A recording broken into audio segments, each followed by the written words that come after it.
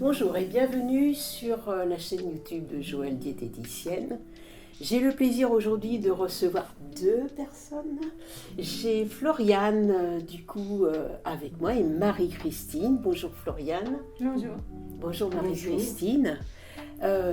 Floriane va nous parler aujourd'hui de sa pathologie. Elle va nous expliquer son quotidien. Et puis elle est accompagnée de Marie-Christine, sa maman, qui est aidante et qui va nous expliquer aussi son vécu en tant qu'aidante de Floriane.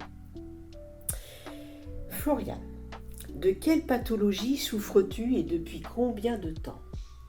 Alors, j'ai une maladie génétique qui me provoque des troubles autistiques, de la dysphagie et des troubles neurologiques. À 10 ans, on m'a déclaré une maladie de Lyme et j'ai aussi une endométriose qu'on m'a déclarée en 2022. 2022, endométriose, donc maladie de Lyme, endométriose et troubles autistiques. Oui. Ok, ça fait beaucoup pour une seule personne, clairement, je trouve. Bon, voilà. Et donc aujourd'hui, tu vas nous parler de quelle pathologie? Je veux surtout parler de la maladie de Lyme. D'accord. Alors, quel a été ton parcours? Qu'est-ce qui a permis le diagnostic de la maladie de Lyme?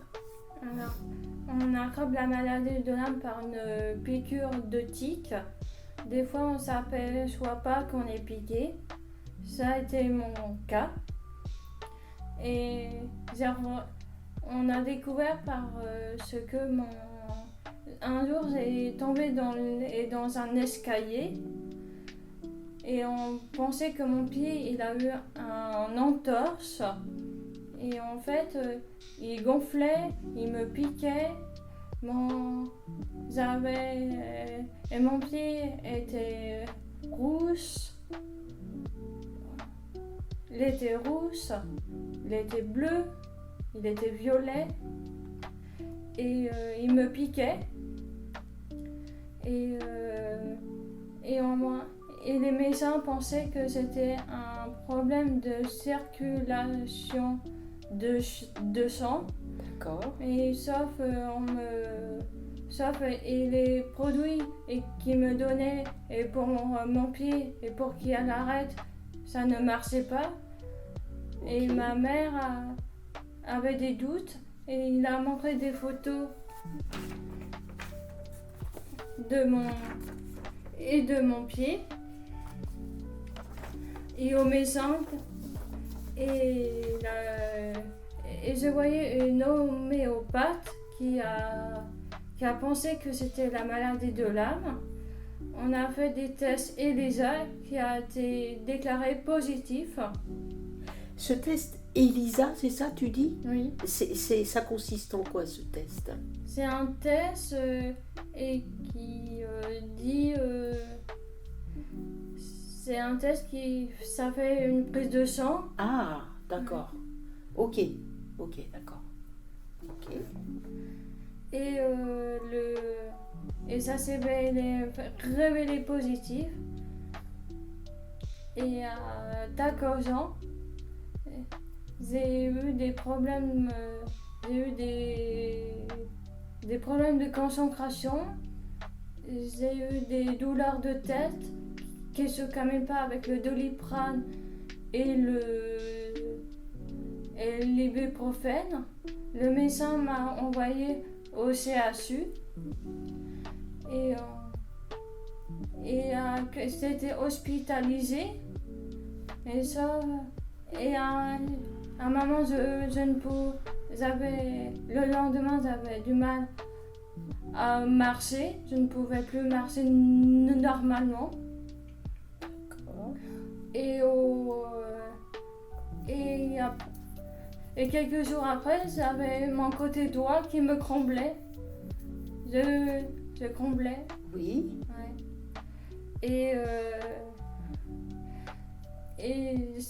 Et l'hôpital a dit que c'était un burn-out. Et du coup, ils m'ont sorti au bout de 6 jours. D'accord. Et ma mère n'a pas laissé passer. Du coup, on a été voir plusieurs médecins. On a contacté des associations pour la maladie de l'âme. D'accord. Et nous a dit, et l'association nous a dit, d'aller dans un magasin bio. Et le magasin bio nous a dit d'aller voir un médecin pour la maladie de l'âme. D'accord. Et grâce à la kiné et à ce médecin de l'âme, j'ai pu remarcher normalement.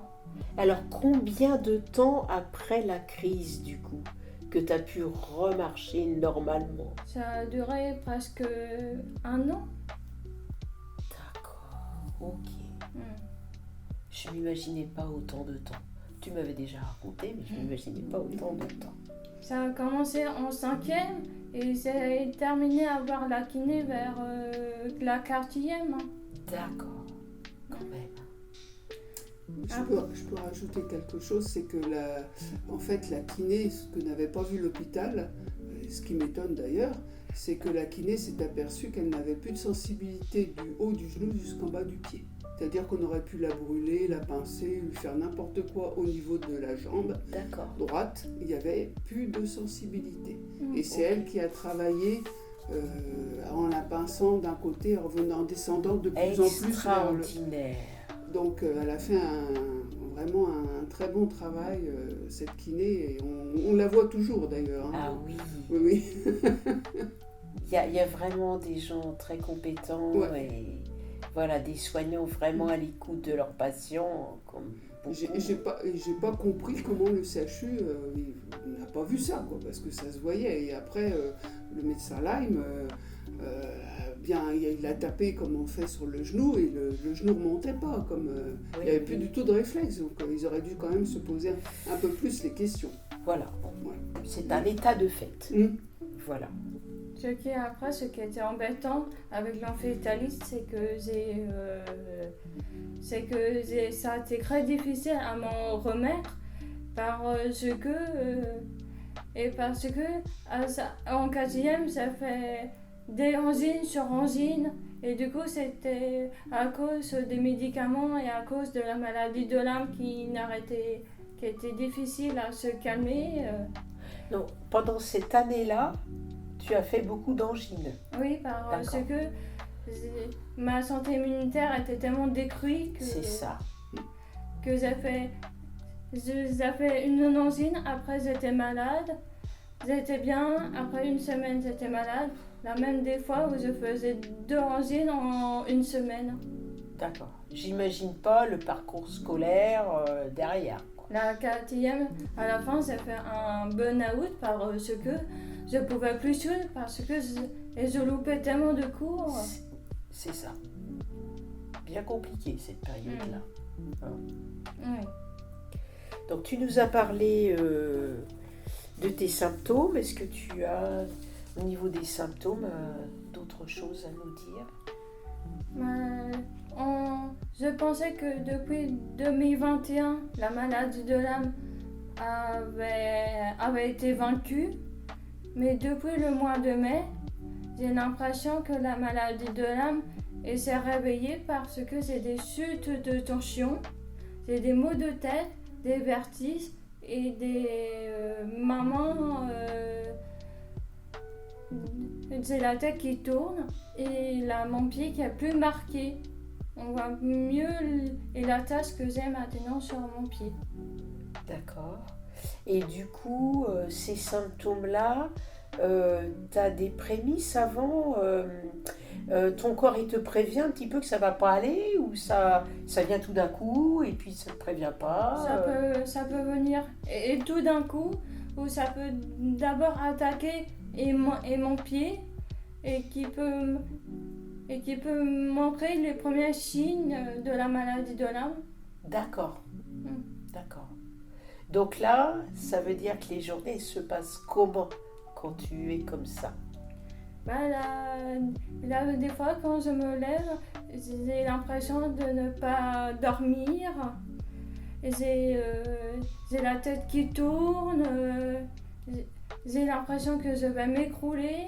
Du coup, j'essaye de penser au travail. Mais sauf au travail, je ne sais pas concentrée, je fais des oublis. Je manque de concentration. Du coup, c'est compliqué de gérer la maladie de l'âme. Oui, parce que bien souvent, en fait, tu vas quand même au travail, du coup, dans cet état-là. Oui, et j'essaye. Je suis tendance un peu à casser les symptômes et pour dire je vais aller au travail, ça va aller mieux, tout ça. Oui. Est-ce que ça va mieux au travail? Pas toujours. Oui. Et tu n'oses pas dire que ça va pas bien. C'est ça. Oui. T'as peur de quoi? De pas dire. Je ne sais pas parce que on m'avait dit à un moment donné qu'il faut casser soit l'handicap ou soit les symptômes et pour réussir au travail. On m'avait dit ça. Bon. Ouais. D'accord. Ok. Donc dans ton entourage, on t'a dit, de toute façon. Non, c'est pas l'entourage, c'est une collègue. Ah, une collègue. D'accord. Qui avait des crises de PLSI et qui faisait la même chose. D'accord. Et qui était plus âgée que moi. Crise d'épilepsie. D'accord, crise d'épilepsie.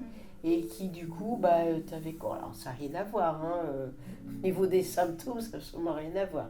Mais voilà, donc du coup, tu es très courageuse et puis du coup, tu avances quand même malgré ça, quoi. Et surtout, j'aime bien bosser. Voilà. Tu aimes bien bosser parce que bosser, c'est la vraie vie, c'est des rencontres. Ouais.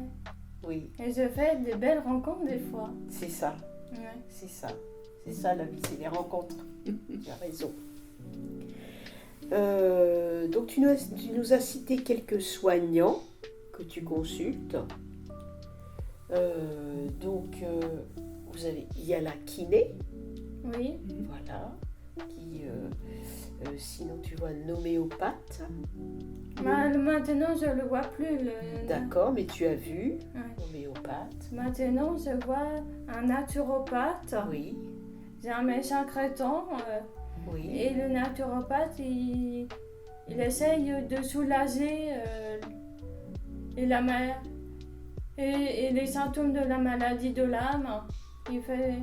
Donc ça te fait du bien? Mais ça, oui, ça fait des fois du bien, mais il y a des fois que les médicaments, ça coûte cher des fois. Oui, il y a le problème, c'est pas nécessairement remboursé. C'est pas remboursé, puis en plus, tout ce qui est complément alimentaire dans les laboratoires, c'est hyper cher. Oui. Donc, si par exemple elle devait vivre indépendamment, elle ne pourrait pas se les payer. C'est pas possible, quoi. C'est Parce ça. qu'à chaque fois, quand on fait une commande, on a entre 300 et 400 euros pour 3 mois, mais bon, ça fait quand même un investissement. Voilà, tout le monde ne peut pas se permettre ça. Ouais. Voilà, et puis vous, c'est un choix financier. On n'a pas le choix, de toute façon, c'est ça, ou la Oui, laisser, voilà. On est d'accord. Et là aussi, le médecin traitant qui essaye de soigner mes symptômes et qui n'arrive pas parce que... Et quand on n'attaque pas la maladie de l'âme, elle continue et à continuer ce qu'elle fait. Et là, on va essayer de voir un acupuncteur et qui pourra soigner la maladie de l'âme avec des champignons asiatiques. D'accord. Donc une piste supplémentaire. Oui. D'accord. Au niveau du quotidien, en quoi cette pathologie peut perturber votre quotidien? On a commencé à en parler un petit peu. Marie-Christine, est-ce que tu peux parler, toi, ton rôle de soignant et comment ça impacte le quotidien de la famille? Disons que moi, je suis en retraite depuis bientôt 1 an. Et malheureusement, comme Floriane en ce moment ne peut pas conduire, et ben, je suis obligée de l'amener donc à son travail, à venir la rechercher après, parce que bon, sinon je ne veux pas prendre de risques. Elle a obtenu un permis de conduire, mais pour l'instant, ben, voilà, on peut pas, je peux pas. On a essayé parce que Floriane est très volontaire, donc plusieurs fois, au moins 3 fois, elle m'a demandé de conduire et puis moi je suis à côté. Et on a fait qu'une fois le trajet entier, mais les 2 autres fois j'ai été obligée de reprendre le volant parce qu'elle sentait sa tension qui était en baisse et que C'est ça, elle n'arrivait pas à se concentrer, donc c'est hors de question qu'elle roule toute seule, quoi. c'est ça. Et puis moi, ce qui me fait mal dans tout ça, c'est que j'étais contente qu'elle prenne de l'autonomie, qu'elle aille voir la psychomotricienne toute seule, la psychologue toute seule en voiture, qu'elle revienne, qu'elle aille à son travail aussi, à sa formation, puisqu'elle faisait une formation, donc elle venait toute seule, elle rentrait toute seule, c'était génial, parce que mon but, moi, c'est que le jour où je disparaîtrai, bah, qu'elle soit autonome, qu'elle ait son petit appartement, son travail, sa peinture aussi, puisque Floriane est artiste peintre, voilà, et puis qu'elle puisse se gérer elle-même, et malheureusement, bah, là, c'est une entrave pour nous à son autonomie, et ça m'embête un peu. Oui, oui. Et puis, il y a toute cette lutte, toutes ces recherches que vous avez dû faire par vous-même aussi, Bah, de manière à mieux connaître la maladie et trouver des soignants qui puissent aider Floriane. Bah, c'est un peu c'est ma recherche, puisque bon, ben, on a perdu le médecin Lyme, parce qu'il a été radié de l'ordre des médecins, c'est souvent comme ça malheureusement, et donc on n'a plus du tout de médecin traitant, enfin un médecin qui peut traiter cette maladie de Lyme, ou on est embêté tout le temps, quoi, par rapport à ça, et moi je suis toujours inquiète qu'elle me refasse une encéphalite et tout, et puis si on retourne au CHU, qu'est-ce qu'ils vont dire, parce que ça n'a pas évolué. Il y a des possibilités Aux États-Unis. Aux États-Unis, apparemment, il y a des avancées. Donc, on a entendu parler parce que je cherche partout. Hein, je lis même des revues, des livres scientifiques pour essayer de comprendre certaines choses, voir ce que je peux faire de mon côté, parce qu'il y a beaucoup de recherches de ma part. Mais bon, pour l'instant, on n'a rien. Puis bon. Tu m'avais parlé d'une association. Alors, il y a France Lyme. France Lyme. Donc, ils font le maximum. Hein, ils essayent de nous guider au maximum. Mais bon, on est tous... enfin, toutes les personnes qui ont Lyme sont comme nous, quoi. On ne sait pas où aller, quoi. Oui. Maintenant, on en est là, on ne sait pas où aller, comment se faire soigner et tout. Parce que ce qu'ils font, c'est qu'ils soignent, alors ils vont soigner tel symptôme, la médecine française va soigner tel symptôme, après elle va soigner l'autre symptôme, mais jamais la maladie en face. On va mettre quand même les coordonnées de France Lyme pour nos auditeurs, de manière à ce que vous puissiez, si vous souffrez de la pathologie aussi, contacter cette association-là.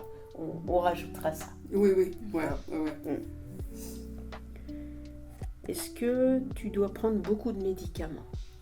La maladie de Lyme en chronique n'est pas reconnue en France et c'est un vrai parcours de combattants pour se faire soigner. Et ça, c'est beaucoup de compléments alimentaires et qui coûtent très cher. Et je ne pourrais pas les payer moi tout seul dans un futur avenir. C'est ça. Ok.